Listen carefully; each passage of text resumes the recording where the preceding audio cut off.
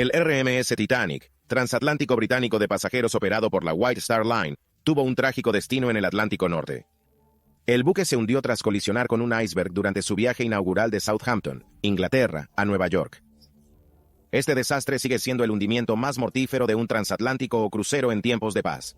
El Titanic, construido por los astilleros Harland and Wolff de Belfast, Irlanda del Norte, y el astillero Harland and Wolff de Belfast, Irlanda del Norte, era un impresionante navío de 882 pies y 9 pulgadas de eslora, con una manga máxima de 92 pies y 6 pulgadas. Contaba con 10 cubiertas, cada una de las cuales cumplía diversas funciones, desde albergar botes salvavidas en la cubierta de botes, hasta alojar camarotes de primera clase y espacios públicos en las cubiertas de paseo y salón. El barco transportaba una gran variedad de pasajeros, entre los que se encontraban personas adineradas y numerosos inmigrantes que buscaban una nueva vida en América y Canadá. A pesar de su importante repercusión en la literatura y el cine, el hundimiento del Titanic sigue siendo un acontecimiento enigmático de la historia.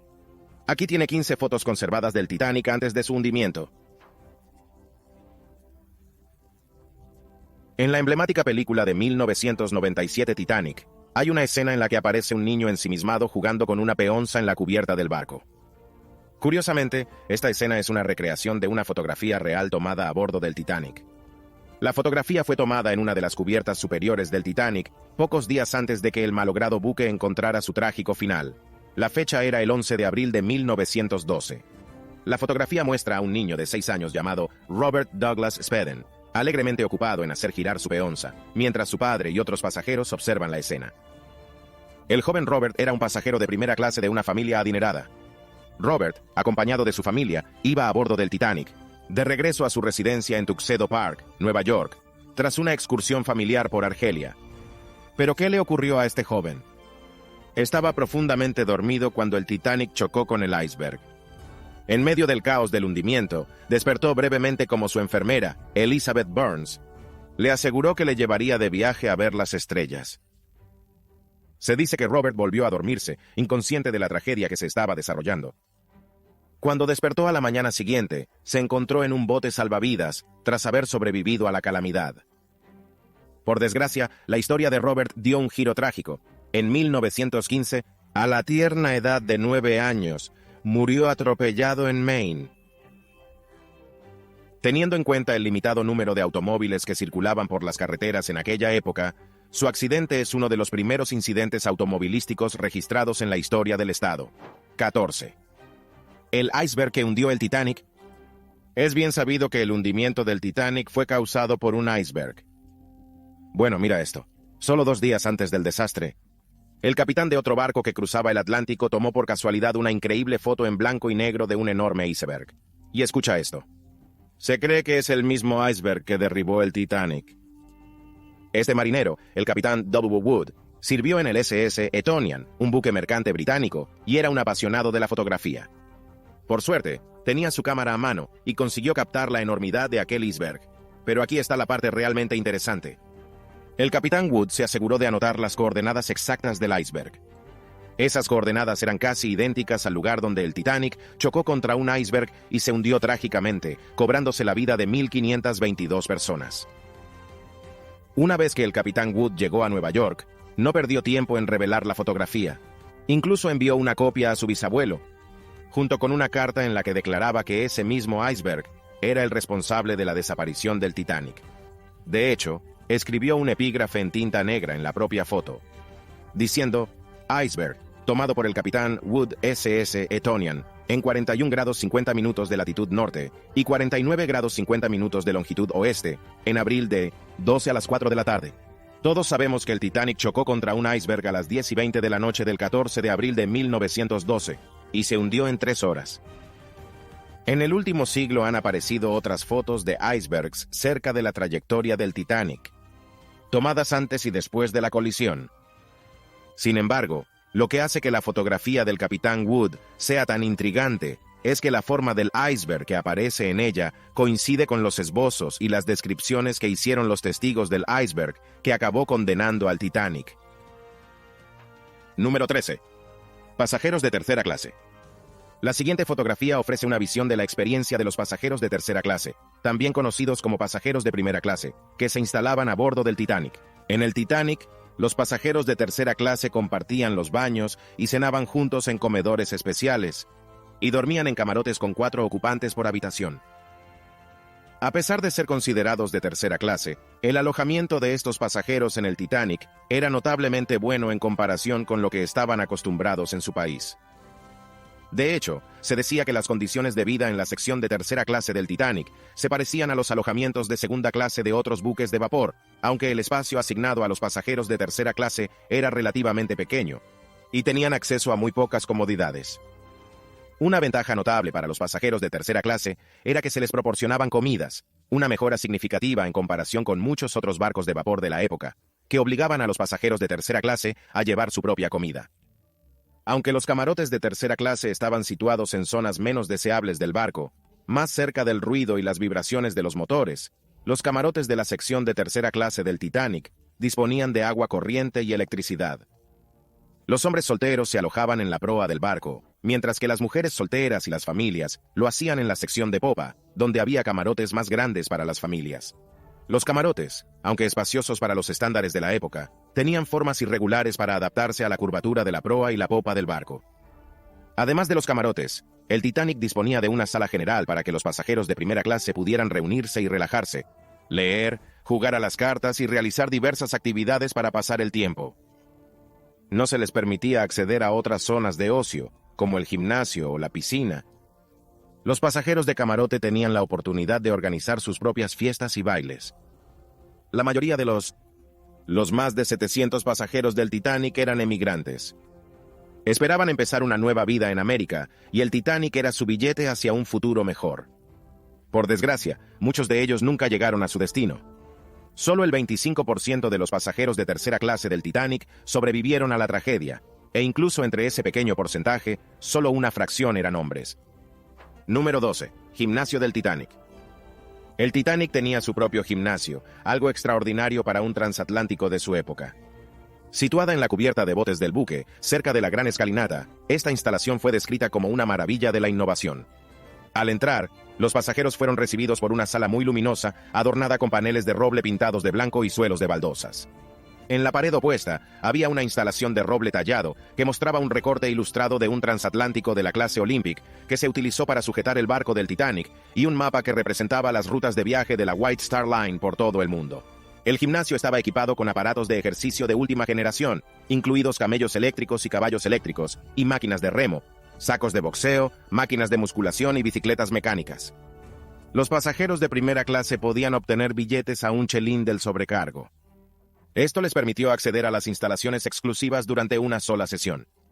El educador físico permanente del gimnasio, T.W. Macaulay, ayudó a los pasajeros a utilizar el equipo. Funcionando durante horas específicas, el gimnasio, como otras áreas recreativas a bordo del Titanic, mantuvo políticas de segregación por género y edad. La White Star Line, naviera responsable de la construcción del Titanic, promocionó el gimnasio como un espacio donde los pasajeros podían entregarse a la acción de montar a caballo, ciclismo, remo en barco y obtener tanto ejercicio beneficioso, así como la diversión sin fin. Una atracción especialmente popular era el camello eléctrico, una máquina de ejercicio que imitaba el movimiento de un camello. Trágicamente, la noche en que se hundió el Titanic, T.W. Macaulay, el educador físico, permaneció en el gimnasio y pereció con el barco. Número 1.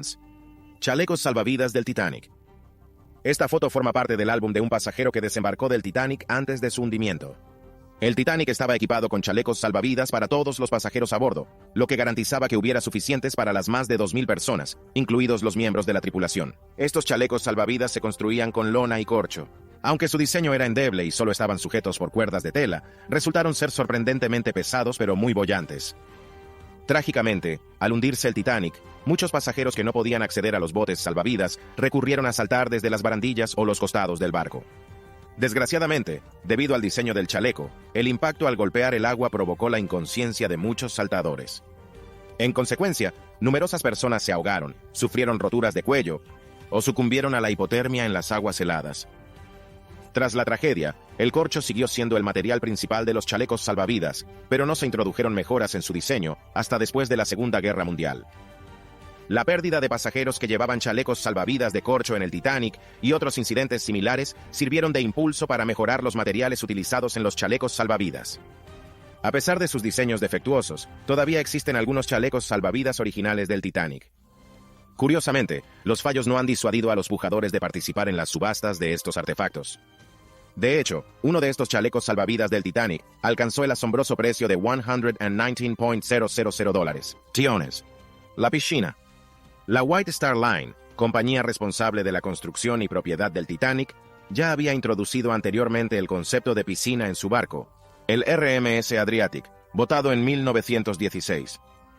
Así, al diseñar el Titanic, White Star quiso mejorar su diseño anterior incorporando una piscina, denominado baño de natación.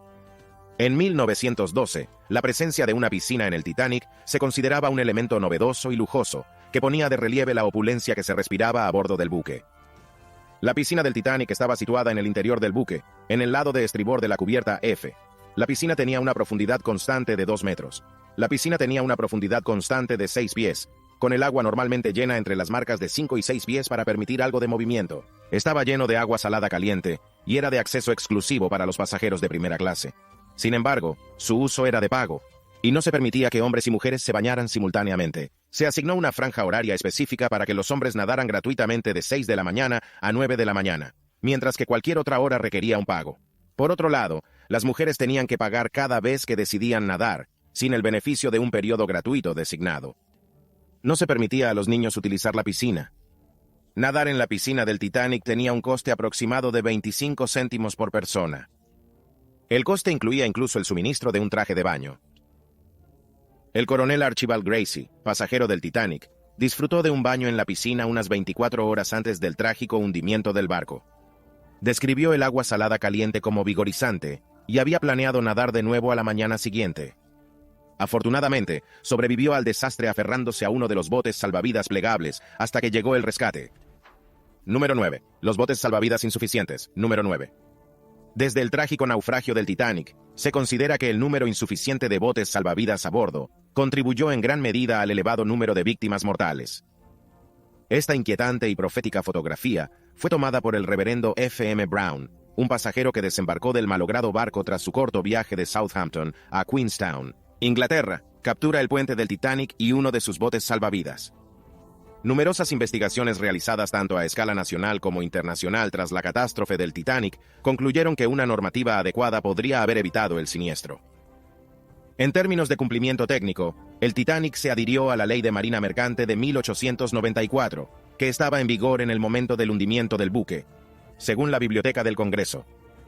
La ley estipulaba que los buques de más de 1,000 toneladas debían disponer de 16 botes salvavidas con capacidad para 990 personas. Sin embargo, el Titanic, como el barco más grande de su tiempo, de casi 5,000 toneladas, superó estas normas. Transportaba un total de 20 botes salvavidas, con capacidad suficiente para aproximadamente la mitad de las personas que se encontraban a bordo la noche del hundimiento. Antes del desastre del Titanic, los botes salvavidas no se consideraban un sustituto de todo el barco. Se esperaba que el enorme transatlántico, con sus 16 compartimentos estancos, se mantuviera a flote incluso después de hacer agua. De las más de 2,000 personas que iban a bordo del Titanic, solo unas 700 lograron subir a los botes salvavidas. Además, los botes salvavidas se lanzaron con menos ocupantes de los que permitía su capacidad, ya que se temía que el mecanismo de descenso de los botes pudiera fallar si iban totalmente cargados. Por ejemplo, el primer bote salvavidas que partió del Titanic tenía capacidad para 65 personas, pero botó con solo 25 ocupantes. Sorprendentemente, no se realizó ningún simulacro de incendio ni de salvamento antes del hundimiento del buque. Resulta chocante saber que la mañana del hundimiento del Titanic estaba previsto un simulacro de salvamento, pero el capitán John Smith lo canceló, que deseaba dirigir un último servicio dominical antes de su jubilación. Solo 2 años después del desastre del Titanic, el Convenio Internacional para la Seguridad de la Vida Humana en el Mar, el Convenio SOLAS obliga a todos los buques de pasaje a llevar botes salvavidas para cada persona a bordo. En la actualidad, el Convenio SOLAS exige que los buques dispongan de botes salvavidas con una capacidad del 125% de la capacidad total del buque. Número 8. El capitán y el sobrecargo del Titanic. Esta imagen capta al capitán británico del Titanic, Edward J. Smith, junto al sobrecargo del barco, Hugh Walter McElroy. La fotografía fue tomada por un pasajero que desembarcó del barco en Queenstown, Irlanda, 3 días antes del trágico naufragio. Lamentablemente, tanto el capitán Smith como el sobrecargo perdieron la vida en el desastre. 3 días después de que el Titanic embarcara en su viaje inaugural desde Southampton, Inglaterra, el capitán Edward J. Smith siguió su típica rutina dominical. Realizó una inspección del buque, pero decidió no llevar a cabo un simulacro de seguridad programado. Dirigió un servicio religioso y luego celebró una reunión con sus oficiales para determinar la posición del barco. Según sus cálculos, el Titanic mantenía una impresionante velocidad de 22 nudos. A medida que se acercaba la noche del 14 de abril de 1912, la temperatura descendía hasta el punto de congelación y la superficie del Atlántico Norte aparecía en calma y como un espejo, lo que dificultaba la detección de icebergs, habituales en esa región durante la primavera. A pesar de estas condiciones, el capitán Smith mantuvo la velocidad máxima, creyendo que la tripulación podría responder con prontitud si se avistaba algún iceberg. Sin embargo, en la noche del 14, no estaba en el puente cuando el barco chocó con un iceberg. Al enterarse de los daños, solicitó inmediatamente una evaluación a Thomas Andrews, diseñador del Titanic, que determinaron que el buque estaba destinado a hundirse. A las 2:20 de abril, 15, el Titanic encontró su trágico destino. El capitán Smith fue visto por última vez en el puente, y aunque circularon informes de que había salvado a un niño que se ahogaba, tales afirmaciones fueron ampliamente desestimadas. Su cuerpo nunca fue recuperado. Las acciones de Smith durante el viaje fueron analizadas posteriormente con opiniones divergentes. Algunos criticaron su decisión de no reducir la velocidad, mientras que otros argumentaron que, basándose en su experiencia, creía razonablemente que podía maniobrar el barco a tiempo para evitar una colisión. También se cuestionó su ausencia del puente cuando el Titanic se topó con el campo de hielo. Número 7. El comedor de primera clase. El comedor del Titanic ocupa un lugar destacado en la historia por ser el más grande jamás construido. Su comedor de primera clase podía acoger cómodamente a más de 500 personas simultáneamente. Este gran espacio, que abarcaba todo el ancho del barco y tenía una longitud de 400 metros, estaba elegantemente decorado en blanco y ofrecía un marco en el que los ricos podían cenar y socializar. La oferta culinaria del comedor era exquisita, digna de un palacio. El menú presumía de manjares como suculenta langosta, codornices egipcias y jugosos melocotones, caviar fino y deliciosas uvas. Las frutas eran frescas, y la comida estaba preparada por chefs que satisfacían los refinados paladares de los pasajeros más adinerados. El desayuno se servía de 8 a 10 de la mañana y el almuerzo a la 1 de la tarde, a las 2:30 de la tarde y la cena de 7 a 8:15 de la tarde. El corneta del barco, Peter W. Fletcher, avisaba a los pasajeros de la hora de las comidas, tocando el roast beef de la vieja Inglaterra. La cena fue un acontecimiento elegante, con caballeros vestidos con trajes de etiqueta y damas ataviadas a la última moda, acompañadas del aroma de exóticos perfumes importados y luciendo sus mejores joyas. Uno de los lugares favoritos del barco era el restaurante a la carta, reservado exclusivamente a los pasajeros de primera clase. El diseño del comedor se inspira en la arquitectura británica. Contaba con cómodos asientos y mesas de roble.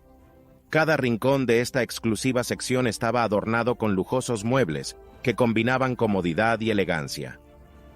Para mejorar aún más el ambiente, una orquesta tocaba de fondo mientras los ricos pasajeros disfrutaban de sus comidas. La música relajante creó una atmósfera de serenidad que les permitió relajarse y disfrutar al máximo de su experiencia gastronómica. 6. Un casco comprometido. Esta imagen capta la construcción del casco del Titanic, el cuerpo del buque. Al igual que otras estructuras de su época, el casco del Titanic estaba unido por más de 3 millones de remaches de hierro y acero que pesaban más de 1.200 toneladas. Estos remaches se colocaban con máquinas hidráulicas o se martilleaban a mano. El casco del Titanic tenía un doble fondo para mayor resistencia, pero los laterales tenían una sola pared. Constaba de 15 secciones que podían cerrarse pulsando un interruptor. Sin embargo, los mamparos que dividían estas secciones tenían múltiples puertas de acceso para mejorar el servicio de lujo.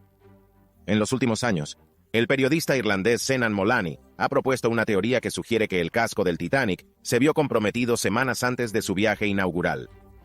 Mediante la investigación de fotos y relatos de testigos de la época, Molany sostiene que se produjo un incendio espontáneo en una de las enormes carboneras del Titanic, que debilitó considerablemente una parte crucial del casco. Como la tripulación almacenaba carbón para las máquinas cerca del casco, el intenso calor del incendio habría afectado directamente a la estructura del buque. Por consiguiente, cuando el Titanic chocó con un iceberg, el casco de acero resultó vulnerable, resultando en la ruptura del forro del barco. La teoría de Moloney se ha enfrentado al escepticismo. A lo largo del tiempo se han propuesto varias explicaciones alternativas para el hundimiento del Titanic, desde el impacto de un torpedo de un submarino alemán hasta la maldición de una momia egipcia. Mientras que un fuego de carbón parece más plausible que una maldición mítica, algunos siguen creyendo firmemente que el iceberg fue la causa principal del hundimiento del barco. Ahora, es hora de la selección de suscriptores de hoy. En esta intrigante fotografía, vemos al capitán Edward K. Smith, el capitán británico del Titanic, junto al sobrecargo del barco Hugh Walter McElroy. Permanecen juntos en la cubierta del Titanic y sus expresiones denotan una gran profundidad de pensamientos y emociones. Al contemplar esta instantánea congelada en el tiempo, no podemos evitar preguntarnos, ¿qué podría haber pasado por sus mentes en ese preciso momento? ¿Qué pensamientos y preocupaciones ocupaban sus pensamientos mientras se tomaba la foto? Escriba sus comentarios a continuación. Número 5. La construcción del Titanic.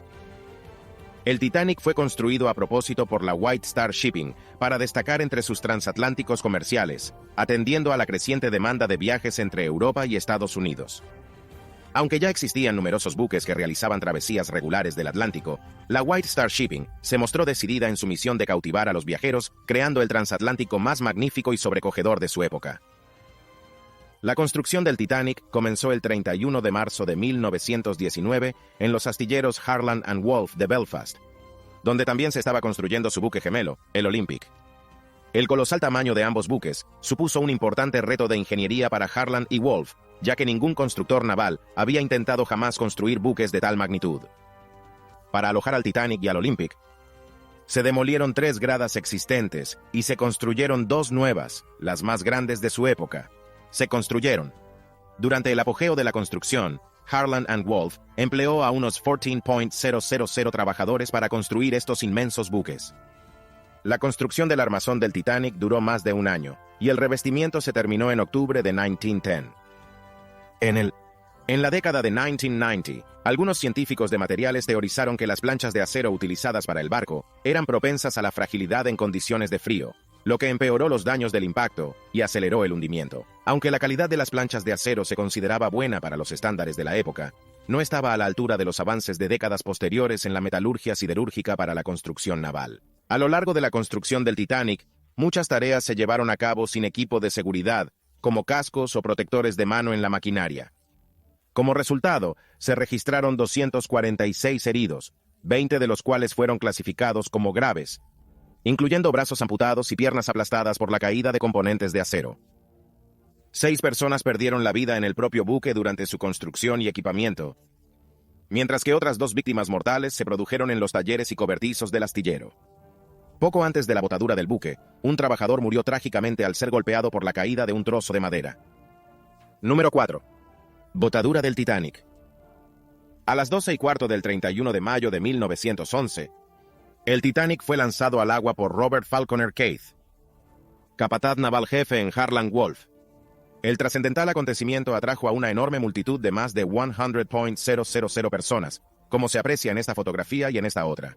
Entre ellos había algunos dignatarios, incluidos J. Pierpont Morgan y J. Bruce Ismay, que observaron desde una tribuna especialmente construida. Keith soltó los gatillos hidráulicos que mantenían la nave en su sitio, permitiendo que se deslizara hacia el río Lagan.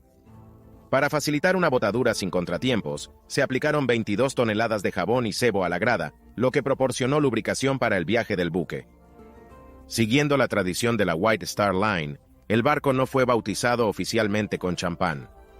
A continuación, se remolcó hasta un taller de acondicionamiento donde, a lo largo del año siguiente, se instalaron los motores, se instalaron las chimeneas, la superestructura y el interior del buque. Tras el viaje inaugural del Olympic en junio de 1911, se hicieron algunas modificaciones menores en el diseño del Titanic.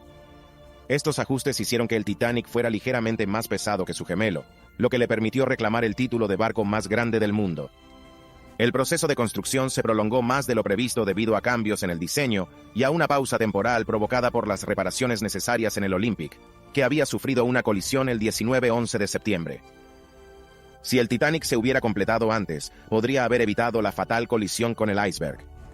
A principios de abril de 1912, el Titanic fue sometido a pruebas de mar, tras las cuales el buque fue considerado apto para navegar. 3. La sala captada en esta imagen se conoce como sala de lectura y escritura de primera clase. Originalmente pensado como retiro de señoras después de cenar, servía como espacio sereno en una cubierta para relajarse, leer y escribir cartas a casa. Situado a babor del pasillo que conecta la gran escalera con el salón, era frecuentado principalmente por mujeres. Aunque los hombres también podían utilizarlo, pocos o ninguno lo hacían. La sala estaba dividida en dos secciones, una espaciosa zona principal y una alcoba para sentarse más pequeña a la derecha, separadas por una puerta adornada con ventanas de aile de boeuf. Elevada sobre la cubierta del barco, contaba con altas ventanas que alcanzaban los 3 metros de altura. Cortinas de seda rosa adornaban estas ventanas, permitiendo que abundante luz solar llenara el espacio. Adornada con un refinado estilo decorativo georgiano, la habitación lucía intrincadas yeserías y elegantes paneles, columnas estriadas y una chimenea de mármol blanco. Las palmeras en macetas añadían un toque de verdor, mientras que los apliques de sombra y las arañas de cristal proporcionaban una suave iluminación. Cómodos sofás y sillas tapizados en seda, con tonos amarillos y azules, se disponían alrededor de mesas y escritorios. La sala de lectura y escritura funcionaba de 8 de la mañana a 11:30 de la noche, coincidiendo con el horario de la sala de primera clase vecina. Los pasajeros podían tomar prestados libros de la sala de espera y utilizar los escritorios para escribir cartas a casa o enviar postales, ya que todo el correo se depositaba en Cherburgo, Francia, y Queenstown, Irlanda. Desgraciadamente, la sala de lectura y escritura tuvo poca actividad y los pasajeros no comprendieron su propósito e intención. En la actualidad, permanece inexplorada o dañada debido a la destrucción del barco y al posterior derrumbe de la cubierta superior. Curiosamente quedan restos de la habitación, como un sofá amarillo y una silla rosa. Fueron descubiertos en las playas de Terranova. Esto sugiere que alguien pudo acceder a la habitación, retirar algunos muebles y arrojarlos al océano, con la intención de utilizarlos como balsas improvisadas o dispositivos flotantes. Número 2. Comedor de segunda clase. El comedor de segunda clase a bordo del Titanic era un espacio amplio y elegante situado en la cubierta D. Tenía capacidad para 394 pasajeros a la vez, con largas mesas que se extendían por toda la sala, como se aprecia en esta foto. Los muebles de caoba, tapizados en carmesí, añadían un toque de sofisticación al ambiente. Para garantizar la estabilidad cuando hace mal tiempo, las largas mesas y las sillas giratorias de caoba se atornillan firmemente al suelo. Las comidas del comedor de segunda clase se preparaban en la cocina de primera y segunda clase, que también abastecía al comedor de primera clase, más grande y situado en la misma cubierta. Mientras los pasajeros disfrutaban de sus comidas, una banda les amenizaba con música, tanto durante como después de cenar, creando un ambiente agradable. Curiosamente, un hecho menos conocido sobre el comedor de segunda clase es que no se disponía de bandejas para servir. Debido a la premura con la que se terminó el Titanic, algunos detalles quedaron inacabados. Como consecuencia, los camareros tenían que llevar la comida cuenco a cuenco, lo que provocaba retrasos y, en ocasiones, platos tibios. Esta situación fue motivo de queja para pasajeros como Imanita Shelley, que expresó su frustración por el desorden en la zona de segunda clase. A pesar de estas dificultades, el comedor de segunda clase del Titanic seguía destilando elegancia y constituía un lugar de reunión para que los pasajeros disfrutaran de sus comidas y se relacionaran entre sí. 1. ¿Sala de fumadores de primera clase? La sala de fumadores de primera clase servía de sofisticado salón nocturno, exclusivo para pasajeros masculinos de primera clase. Aquí se reunían para socializar, discutir de negocios y política, darse el gusto de fumar, beber e incluso participar en juegos de azar, excepto los domingos. Para crear un ambiente propio de un club de caballeros, la sala se adornó con elementos opulentos. Paneles de caoba oscura con incrustaciones de nácar y detalles exquisitamente tallados adornaban las paredes. Unas vidrieras en grandes hornacinas iluminaban la sala por detrás, proyectando un resplandor cautivador. El suelo lucía baldosas de linóleo azul y rojo, mientras que el techo de escayola ostentaba medallones decorativos. Un punto focal de la sala era el cuadro situado sobre la chimenea central, titulado Approach to the New World, Aproximación al Nuevo Mundo, obra de Norman Wilkinson. La sala de fumadores atraía tanto a jugadores ávidos como a taúres profesionales. Se sabe que al menos 4 jugadores profesionales iban a bordo del Titanic. Los camareros del bar contiguo atendían las peticiones de puros y bebidas de los pasajeros. Mejorar la experiencia global. Durante el trágico naufragio, la sala de fumadores albergó momentos conmovedores para varias personas. En las primeras horas de la fatídica noche, poco antes de las 2 de la madrugada, Archibald Gracie, escritor estadounidense y superviviente del hundimiento del Titanic, entró en la habitación. Descubrió al mayor Archibald Butt, Francis Davis Millet, Clarence Moore y Arthur Ryerson participaron en su última partida de cartas en su mesa habitual. William Stead, destacado escritor y periodista británico, permaneció sentado, leyendo tranquilamente un libro. Cerca de allí, Emil Taussig, director de la West Disinfecting Company.